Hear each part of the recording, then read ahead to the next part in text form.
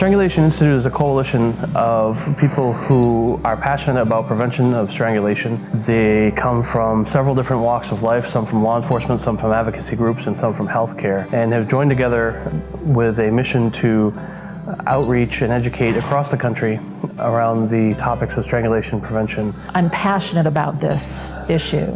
I have seen thousands of cases over 23 years' time where batterers have strangled victims and end up with a misdemeanor, and they come to my agency for a 2-hour class once a week. It still infuriates me that these batterers get a slap on the wrist when they have nearly killed their victim.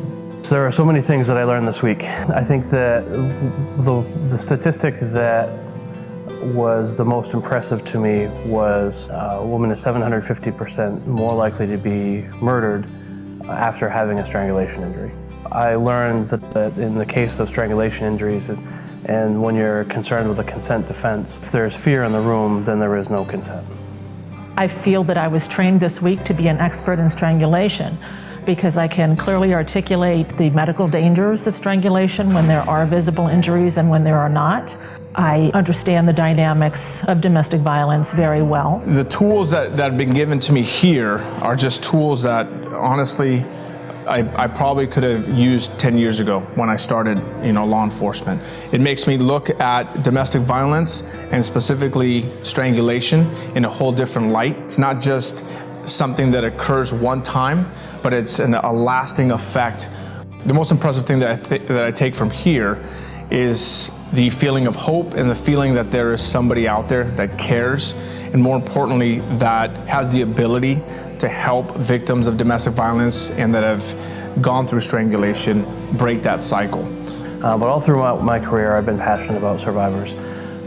I've done a lot of work with human trafficking in Maine and human trafficking awareness for EMS providers. But when I became more aware of all the problems with strangulation injuries, I felt very important to make sure that message was conveyed, both to my colleagues at the hospital and my colleagues in pre-hospital medicine. The best thing that I can take from here, how we can implement hope. Just a quick exercise to tell each other a goal that we had and how we were going to implement that. Once we did that, we basically applauded each other for the goals that we had set and how we were going to accomplish that. What we were doing and the feelings that we had felt were the feelings of hope.